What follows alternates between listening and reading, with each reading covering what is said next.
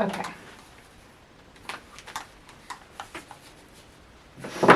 Oh. Hey Cravers, apologies for my delay. I know I missed an episode last week. Life, like I've said before, just gets in the way.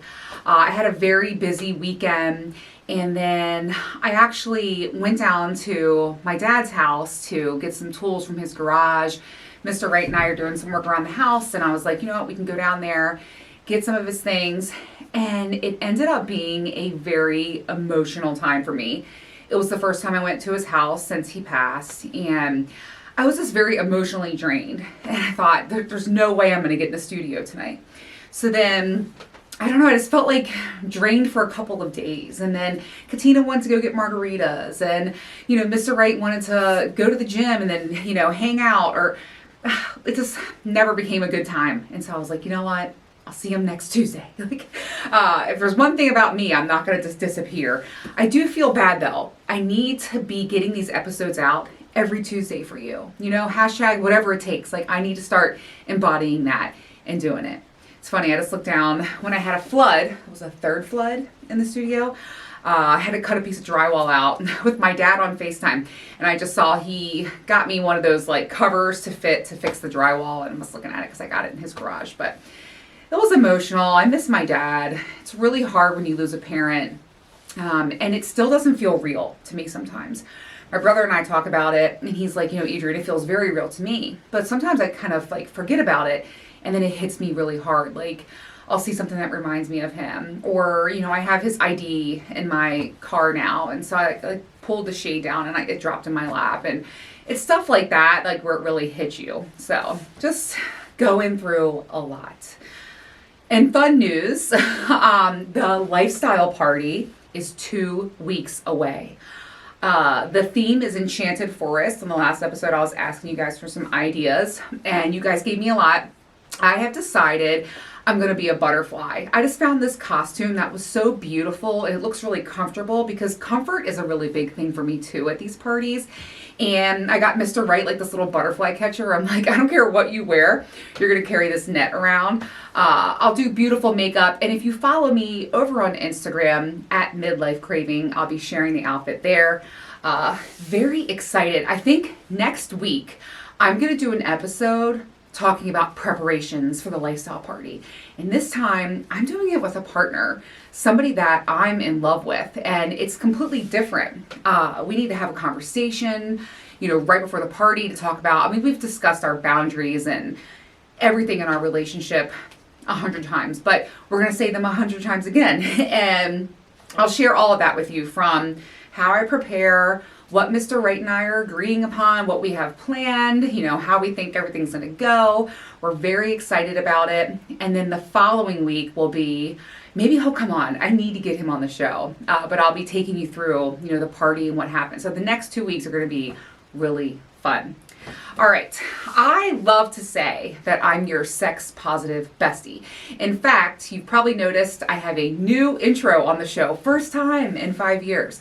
But I really want to share how I'm here as your sex positive bestie. You know, you can ask me anything, you can reach out to me. I love hearing from you and just going through this thing called midlife together. And so ask me anything. You can send me a DM on Instagram at Midlife Craving, or on the website, midlifecraving.com. I'm hoping to have all of that fixed by the time this episode drops, but we'll see. You know, lofty goal, lofty goal.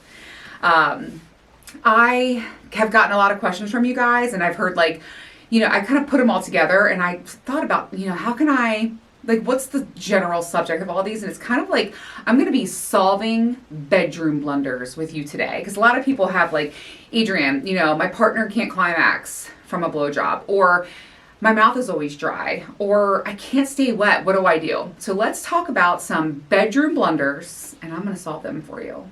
Let's get right into it. Okay. If you have dry mouth when you're giving oral, I have some tips for you. So I think a lot of people go down there thinking, let me just hurry up and get going. Remember to take the time, unwrap it. And my favorite thing to do is like to to slowly, rub on him and then slowly pull his boxers down. Like, that's one of my very favorite things. I feel like it's like Christmas morning for me. And I love to like watch his cock bounce out. And so, yeah, big fan. Take your time, right? And warm things up. It doesn't have to be like this sloppy, wet, messy blowjob right away. So give yourself some time. Also, don't swallow anything. Be sure to make sure you're putting the saliva back out there, right? And build that up. It's okay to be messy. And, remember, a blowjob should make noise. So that's another one. If you're also struggling a little bit and you can deep throat, even just touching like the back of your throat, it'll make your mouth water. So that's a big thing that I'll do too, is I'll try to like gag on it and then I'm like, oh, lots of saliva, ready to go. Also, don't underestimate the power of licking your lips. I've been doing this thing where I've been looking at Mr. Right and I'll lick my lips and like lick my tongue as I'm licking my lips around the head. And it's something that he really enjoys, but it's also helping me get everything really lubed up and ready to go. Take your time with it. Don't feel so rushed to have like this wet, messy blowjob right away. Allow the buildup to happen. If all else fails, I highly recommend Flint Mints. It's FLINTT, and they work phenomenally. My mouth, I feel like my mouth is gonna water now just thinking about how much those mints make your mouth water. Now, it is a mint, but it's not meant to suck on. You wanna put it in your mouth and chew it up right away, and it is just like explosions in your mouth. Like, it's so much. I remember the first time we tried it, first of all, I did it wrong. I sucked it, and I was like, it's not doing anything. And it's like this huge pain. I'm like, it's not doing anything. And then I just chewed it up, and I was like, oh my God. And it was like a puddle. Okay, it was everywhere. Mr. Wright was like, oh my God. And I was like, well, that works. So definitely chew them. Okay, that's what you do for the blunder of having a dry mouth. All right, I get this one a lot. And actually, I've had a lot of men tell me that they can't climax from a blowjob, like a blowjob only. And I have a lot of women saying, Adrian, he won't finish. Like, I can't get him to finish for a blowjob. It's funny because I brought this up yesterday with Mr. Wright and I said, I think it's just some guys don't finish that way. And he was like, no, Adrian, it's because, it's either not a good blowjob or they're not doing what he likes. So I want to say this, and when I'm talking about these blunders in the bedroom too, communication with your partner is vital. So if he's not climaxing, don't do it while his dick's in your mouth, okay? We're not going to do that. We're going to wait until, we're outside of the bedroom, we have clothes on, and we have like a conversation. Hey, what do you like in a blowjob? Tell me more. What kind of things get you off? How do you like to masturbate? Show me what you do with your hand. I actually did that with Mr. Wright, and he taught me the technique of like closing my hands as I, pull them up and down. And I didn't do that before, but he really likes it. And so, you have to talk to your partner. The other tips I can give you is to make sure that you're not just doing a like light pressure, like just like a little, you want to make sure you're actually sucking, that there's a lot of saliva. We just talked about how to do it. And you're using a consistent motion at the end. So start with variety, right? Like, licking his balls or going up and down the shaft and kissing or sucking the tip, whatever. And then all of a sudden start to have some consistency with your hand and your mouth moving together in unison. I know this sounds like a lot, but they don't call it a job for nothing, okay? So you're gonna want to like use your mouth and your hand like at the same time. It's funny, I just heard the door knock and I'm like, oh my God, is Mr. Wright? I don't know. Anyways, and then you're gonna want do the thing that I do with Mr. Wright and like close your hand as you go up and then close it and like loosen it so you're giving him like a hand job and a blowjob at the same time. And I like to drag my tongue up and down. And like, I just get a really good consistent rhythm where I'm like not breathing for a minute, or I like to like breathe in slow and then breathe out fast and then breathe in slow. So I can get like a really good time where I have a lot of consistency going on, and it never ever fails ever. So just try that. If not, send me a DM, send me an email, hit me up on the website, and let's talk more about it. And guys, if you have something, I would like to learn like different ways that guys like to reach climax with a blowjob. So if I'm missing something, let me know. Also, eye contact is huge. It should make noise. It should be messy. Spit on that thing. We all know that. And lastly, enthusiasm, right? Like if you're not showing enthusiasm, he's not going to be excited about it either. So a little bit of enthusiasm goes a really long way. Okay. If sex is painful, what do you do? I have so many friends. By the way, I did that episode like the day my vagina changed, and you won't believe this. It like fixed itself. I guess it was the pelvic floor physical therapy, which Dr. Jamie is coming on. And I don't know if it was like the estrogen cream that I'm using, but it fixed it. So if sex is painful for you, which by the way, I have a lot of friends that are suffering with this and my heart goes out to them, talk to your doctor. Be open. I think there's a statistic that 10% of your gynecologists actually ask their patients, like, hey, are you having any pain during sex? Are you having any changes there? And we need to talk about this. You have to advocate for yourself. So talk to your doctor. Sex shouldn't be painful. And there's a ton of different things that you can do. It's actually really common. And even after my hysterectomy, like I couldn't do it doggy style for months and months. I just got to the point now where I can start with doggy style again. It was something that I just couldn't take it. It hurt too much, right? And my doctor was like, Adrienne, you have to just give it time and it has to heal. But like, talk to your doctor about it. And there's a lot of resolutions. Okay. What do you do if the blunder is he can't stay hard or he doesn't stay hard? Communicate with your partner. Like stuff like that happens. It's totally okay. If he's having ED issues, talk to a doctor. There's the little blue pill. There's lots of different things. What was the one medicine? I forget the name of it. I always forget. It's not Celexa. I forget what it is. But you can get meds, or I'm a huge fan of using a cock ring. It makes things so hard. It like forces the blood up there. Like I said, one time when I was having sex back when I was seeing Dr. B, I remember the first time I had sex with him, I was like, is he using a dildo? Like, why is it so hard? Like, what is going on? And it was because he was my first guy I had experience with a cock ring. And he was like, oh, well, it keeps me harder and makes me last longer, and it just makes it like it's more intense for me, better orgasms, like, and I'm like, wow, like I learned so much. So I'm a huge fan of using a cock ring, and just talk with him about it, talk with him through it. It's definitely a common thing. Like, and there's sometimes where you're just like, okay, it's not going to happen, and you just move on. You know what I mean? Okay. Let's say you're struggling, this is the female side of things. Let's say you're struggling to finish, which by the way, like that's kind of me, right? Like I feel like toys have ruined me. It's really, really difficult for me to climax without a ton of clitoral stimulation or a toy. Now, I used to be a squirter, and I say used to because I really think I like injured my pelvic floor from like bearing down and like reaching that climax. So I'm not doing that anymore. And it's led to less orgasms like naturally without a toy. And Mr. Wright and I have talked about it, but I'm too scared of like putting that pressure down there because I don't want to have prolapse. I don't want to have my vaginal wall change again. Like, I mean, it's fucking crazy what can go on down there. And so I'm happy that I'm healed and I'm better, but I'm not bearing down anymore. I'm not going to be squirting anymore. It's just not going to be a thing that I do.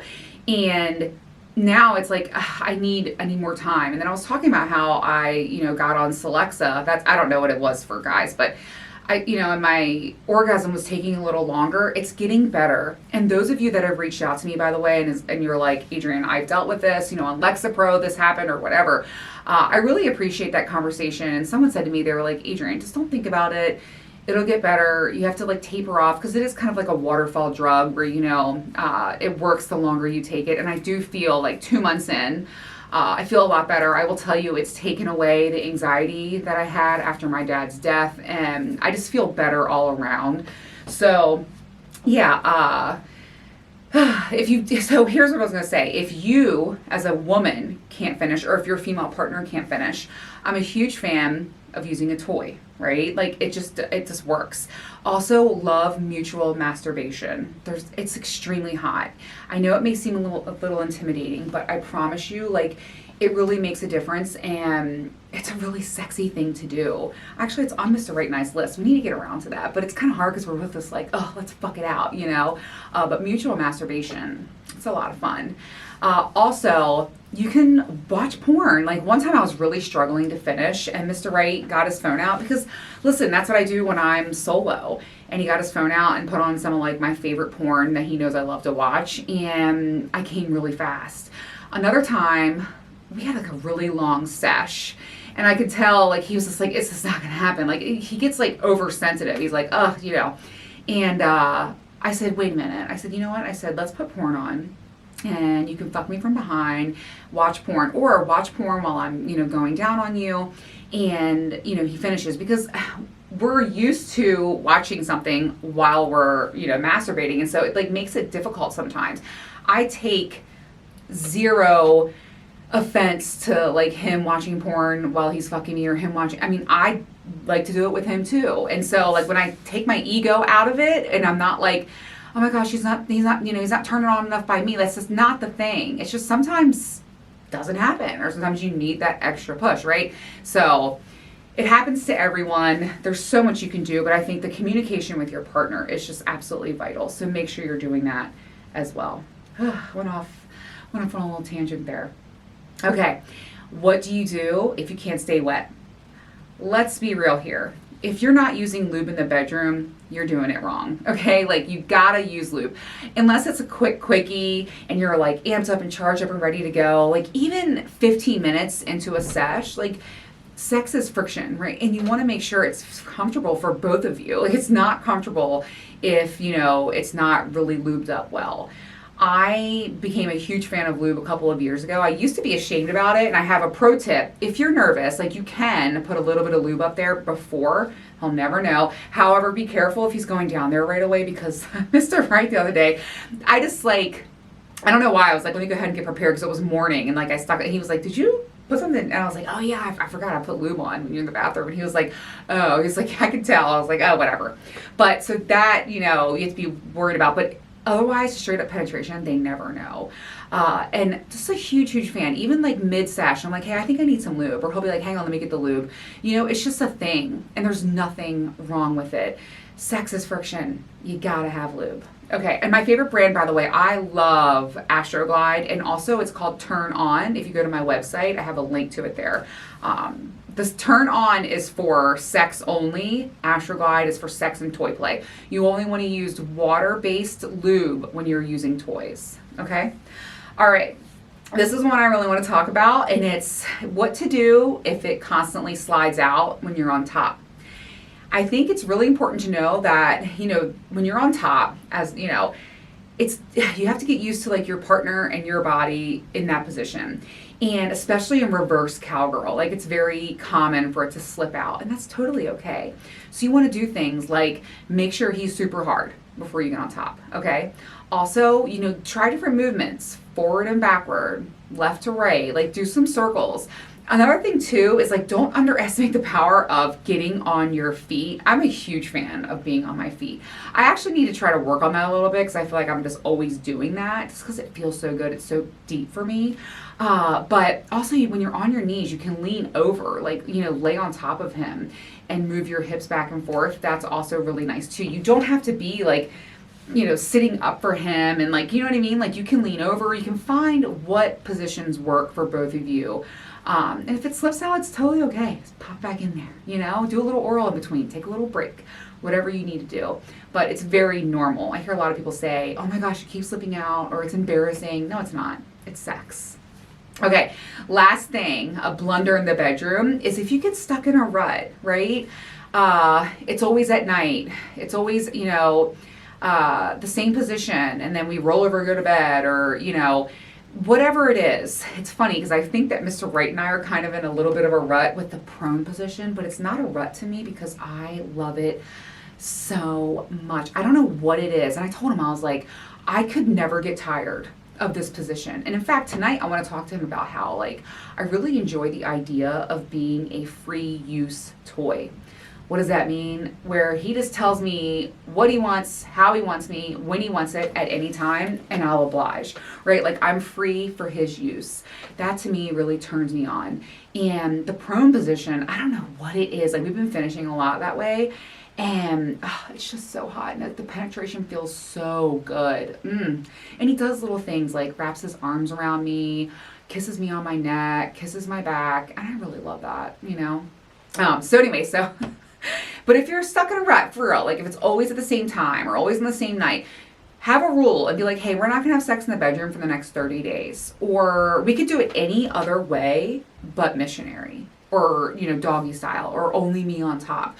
Whatever it is, just change it up. Talk to your partner and change it up. You know, book a date night, give a car blowjob, like whatever. You know, have sex in a parking lot. I don't know. But just do something to actively change it. And you can give yourself like, hey, next 30 days, no sex in the bedroom. Like you can fuck me anywhere. You can fuck me on this podcast table, anywhere but the bedroom. And that will help break up the monotony, get you out of that rut. But if you're in a rut that you love, like me and Mr. Right Dude with Prone right now, enjoy it. Okay, I'm going to wrap up this episode by talking to you about Wanda. I got like 100 DMs. Adrian, show us more of Wanda. Okay, so let me just show you. This is the Magic Wand Vibrating Kit from Tracy'sDog.com. Remember, use code CRAVERS20, that's CRAVERS20, and get 20% off of her. She's my favorite wand. I mean, for real, like first of all, she's beautiful, she's sleek, she's sexy, and so easy to use and easy to hold, and packs a powerful punch without sounding like a jackhammer drilling in the streets, okay? So let's talk about Wanda. She is very easy to use. One button to turn on, and then she has a power up, and then different power down. Let's see, that's her strongest. Like, she's not that loud on it. I mean, she really gets super powerful. So you could turn her up or down, depending on what you want to do. And what's really fun about Wanda, like, I just love her. I love holding her. What's really fun about her, she comes with 3 attachments. So let me show you those. And you know what? I'll put them on. That's right. Because somebody was like, Adrian, we want to see what they look like. Okay. So this one is like this, like, I want to say like a flapper toy, but it has like these little fingers. And I like to use this attachment on my clit. It like flicks and fingers your clit, right? And I'm telling you right now, these attachments, the power, and it spins a little bit too, the power that it goes to the attachment, it feels like it's the actual toy. Like, I'm not kidding here. This thing is really amazing. So you have all these different like sides that like kind of, I don't know. I wish it would like turn the whole time. That'd be pretty cool. But I love this on my clit, or also nipple play. Huge, huge fan. So this is the first attachment. And like I said, it really gets that power out to the attachment, the top of the attachment too. Next is the G-spot and clit stimulation accessory. So let's pop, and it's so easy to pop on and pop off. So let's power her up. I just, like, you can see how the power, if you're watching on YouTube, which I highly suggest that you do, it goes all the way to like the top of the toy. And this is in the lowest setting. So let's put on the highest setting. Like, look at that. Like, it is completely vibrating. And so this is for your clitoris, and this is for your G-spot. This is an amazing G-spot stimulator. So, big fan of that attachment. But I think my favorite, by far, and like I said, it's just, you just slip it off, slip it on. You don't even need lube. My favorite attachment, for sure, is the anal beads.